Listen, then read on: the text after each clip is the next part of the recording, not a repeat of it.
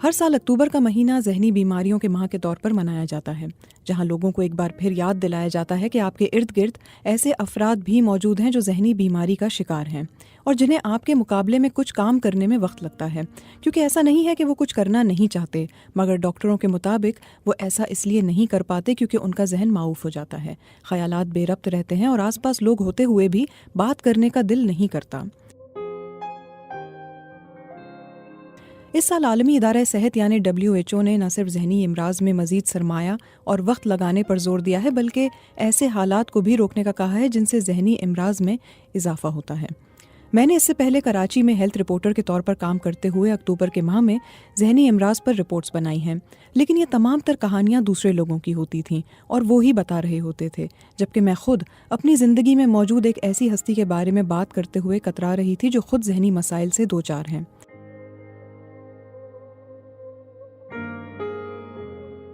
इस बार मैं खुद की बात करना चाहती हूँ और इसलिए भी बताना चाहती हूँ कि मुझे ये बात बताने में कोई शर्म महसूस नहीं होती, क्योंकि इसमें शर्मिंदा होने वाली या छुपाने वाली कोई बात नहीं है।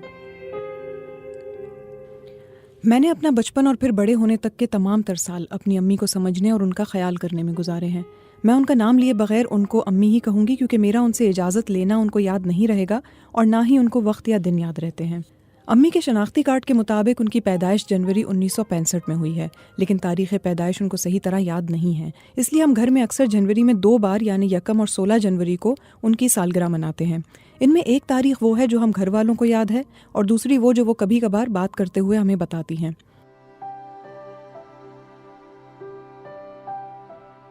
मेरी अम्मी को स्किज़ोफ्रेनिया है, जिसकी तस्दीक 2010 में कराची के आगा खान यूनिवर्सिटी हस्पताल के जहनी अमराज के माहिर डॉक्टर मुराद मूसा ने की थी। लेकिन मैंने देखा कि इस मर्ज़ की तस्दीक होने से ज़्यादा बड़ा मसला इस मर्ज़ से जुड़े दकियानूसी ख़यालात, शर्मिंदगी और लोगों की सोच का है, जो हमें इस बारे में खुलकर बात करने नहीं देता। लेकिन जब तक खुलकर बात नहीं करेंगे तो इलाज कैसे कर पाएंगे। मेरी अम्मी को इंडियन और पाकिस्तानी फिल्मों के तमाम नाम और गाने याद रहते थे। टीवी पर कोई भी गाना आते ही वो खुद भी गाना शुरू कर देती थी, या इस गाने के बोल किसने लिखे हैं उसका नाम भी बता देती थी। पाकिस्तानी पंजाबी फिल्मों में चाहे अदाकारा नीली पर फिल्माया हुआ कोई भी गाना हो या नूर जहाँ का गाया हुआ कोई गाना, अम्मी को सब याद रहते थे। मेरे बाबा की जिम्मेदारी लगाई गई थी कि वो चाहे पूरा हफ्ता कितना भी काम में मसरूफ़ रहें, हफ्ते के आखिर में गानों या किसी भी पाकिस्तानी टीवी ड्रामे की वीडियो कैसेट साथ लाना ज़रूरी है।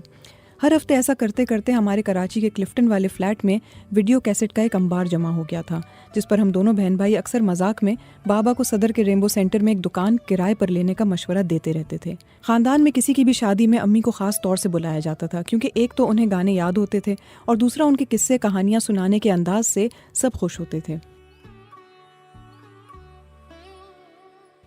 इसके अलावा कपड़े ख़रीदना, परफ्यूम का कोई भी नया ब्रांड लगाने का भी उनको बेहद शौक़ था। तो अगर आज भी मैं आंखें बंद करूं और उस वक्त को याद करूं तो मुझे सबसे पहले अम्मी के पास से आने वाली खुशबू जहन में आती है।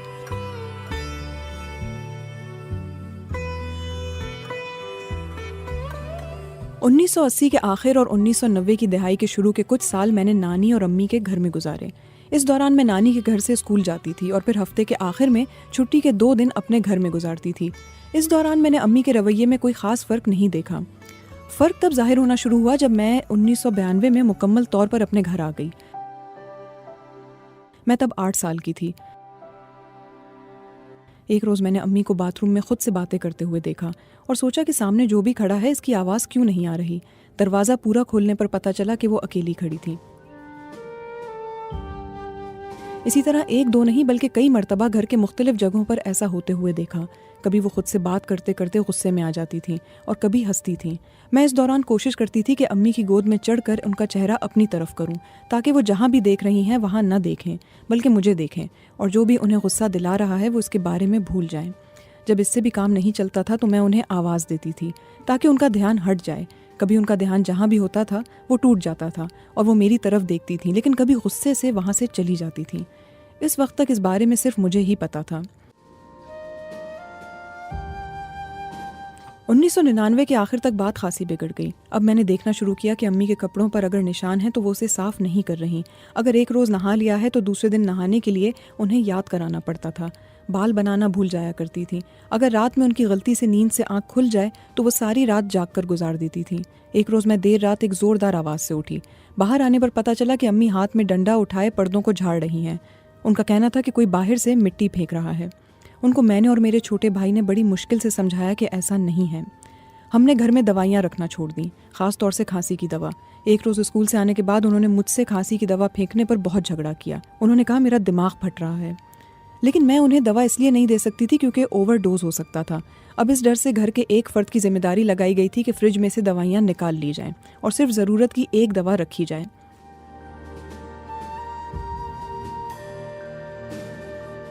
अब ये वो दौर था जब जहनी बीमारी के बारे में बात करना तो दूर, उसके बारे में इल्म होना भी बड़ी बात थी।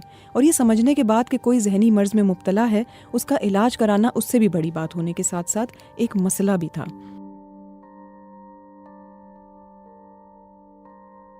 इस बारे में मेरी समझ इतनी नहीं थी, लेकिन मुझे लगा कि मुझे किसी बड़े को बताना चाहिए। तो मैंने अपनी बचपन की दोस्त की बड़ी बहन, जो मुझसे सिर्फ 2-4 साल ही बड़ी थी, उसे बताया।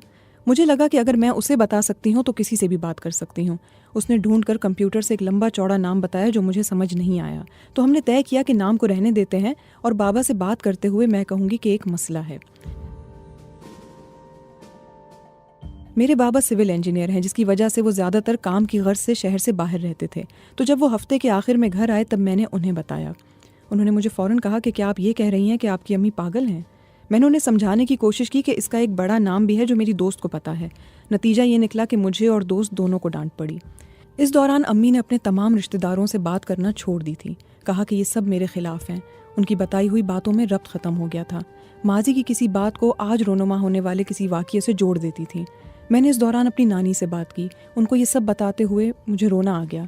तो उनके पास खड़ी मेरी एक रिश्तेदार ने कहा कि अरे रोकर लोगों की हमदर्दी थोड़ी लेना है, मजबूत बनो। मेरी उम्र उस वक्त 13 साल थी। मेरी नानी हर दूसरे रोज़ फ़ोन पर मुझसे अम्मी का पूछती थी और ये पता चलने पर कि अम्मी बात नहीं करना चाह रही, रोना शुरू कर देती थी। मेरी नानी की पढ़ाई ना होने के बराबर थी, लेकिन इसके बावजूद उन्होंने शहर में एक अस्पताल ढूंढ निकाला। अस्पताल ढूंढने के बाद उन्होंने मेरे बाबा को बताया कि अब बात बहुत आगे निकल चुकी है, मेरी बेटी को मदद की ज़रूरत है। इसके बाद अम्मी को 3 माह के लिए ज़हनी इमराज के अस्पताल दाखिल कर दिया गया। अब बातें होना शुरू हो गईं। वो तमाम तर लोग जो पहले शायद लिहाज में बात नहीं करते थे, उन्होंने मेरी अम्मी की हालत पर हंसना शुरू कर दिया। पहले इतना एहसास कर लिया जाता था कि मेरे सामने ना हंसें, बाद में इस बात का ख्याल करना भी छोड़ दिया। इस दौरान मुझे सुनने को मिला कि इसकी माँ दूसरों के लिए पागल है और अपने बच्चों के लिए सही है। ऐसा कैसे हो सकता है? सब झूठ और ड्रामा है। 3 माह अस्पताल में गुजारने के बाद मुझे मेरी अम्मी में खासा बदलाव नजर आया। वो चुप हो गई थी, सिर्फ बात करने पर जवाब देती थी, वरना खामोशी से अपने कमरे में बैठी रहती थी। इस दौरान हमें अम्मी के लिए इंजेक्शन दिया गया, लेकिन मैंने गौर किया कि इंजेक्शन का जोर टूटते ही वो पहले जैसी हो जाती हैं और बातें करती हैं, हंसती हैं, लेकिन इंजेक्शन लगते ही बिल्कुल खामोश हो जाती हैं। मेरी नानी को डॉक्टर ने बताया कि उनका इलाज सारी उम्र चलेगा। अब अम्मी के बारे में लोग या रिश्तेदार जब भी बात करते थे तो थी का लफ्ज़ इस्तेमाल करते। अब ईद या शादियों पर हम लोग अम्मी के बगैर जाना शुरू हो गए। इस दौरान हमसे लोग ऐसे मिलते थे कि जैसे खुदा न ख्वास्ता अम्मी अब दुनिया में नहीं रहीं।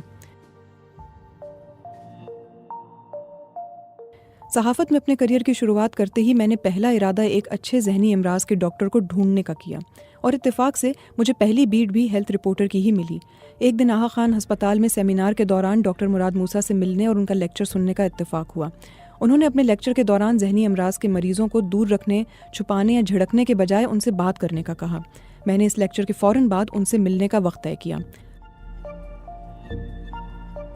2010 में अम्मी में स्किज़ोफ्रेनिया की तशख़ीस के बाद मुझे सुकून इसलिए आया क्योंकि आखिरकार मुझे इस मर्ज़ का नाम मिल गया था। इस दौरान डॉक्टर ने मुझे बताया कि उनकी कही हुई बात को रद्द ना करें, उनको बातें करने दें, उनकी बातें सुनें, उनको बाहर ले जाया करें और ऐसे तमाम तर लोगों से ना मिलने दें जिनसे मिलकर उन्हें गुस्सा आए।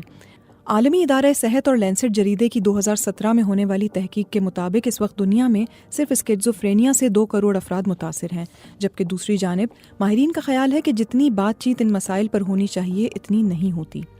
मैंने इसी बारे में मरियम सुहेल से बात की, जो इस्लामाबाद में फैमिली थेरेपिस्ट हैं। हेल्थ हेल्थ के ऊपर हमारा फोकस है ही नहीं, हेल्थ एजुकेशन इन चीजों के ऊपर हमारा फोकस नहीं है, तो उससे रिलेटेड अवेयरनेस का जो भी काम है वो गवर्नमेंट के हाथ में सिर्फ ये क्राइसिस मैनेजमेंट के वक्त ही आता है। ये डेंगू के सूरत में या ये कोविड की सूरत में आप देख रहे हैं ना, हेल्पलाइंस भी बनी है, फोन पे आप किसी को फोन करते हैं तो मैसेजेस भी चल रहे हैं कोविड की अपडेट के बारे में, टीवी पे चल रहे हैं, पेड कंटेंट चल रहा है कोविड से मुतालिक। सो ये सारी चीजें हम मेंटल हेल्थ के बारे में क्यों नहीं करते? इसलिए नहीं करते क्योंकि वो जब एक क्राइसिस की तरह कोई चीज इमर्ज होती है तो वो हमारा रिस्पॉन्स मैकेनिज्म है। तो आई थिंक उसकी वजह से मेंटल हेल्थ का अभी तक कोई क्राइसिस चूंकि सामने नहीं आया उस तरह से, और आता भी नहीं है अनलेस जैसे जापान में सुसाइड की कोई वेव चल जाए या दुनिया में किसी जगह पे सुसाइड की कोई वेव चल जाए, तब कभी वो मीडिया का हिस्सा बनता है।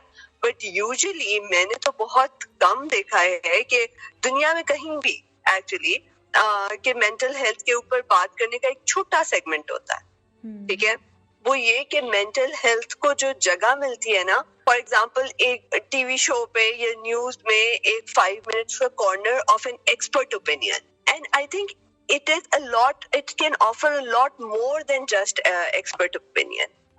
जो जनरल एंटरटेनमेंट का हिस्सा बन सकता है, टीवी थिएटर उसका हिस्सा बन सकता है, उसके थ्रू अवेयरनेस फैलाई जा सकती है।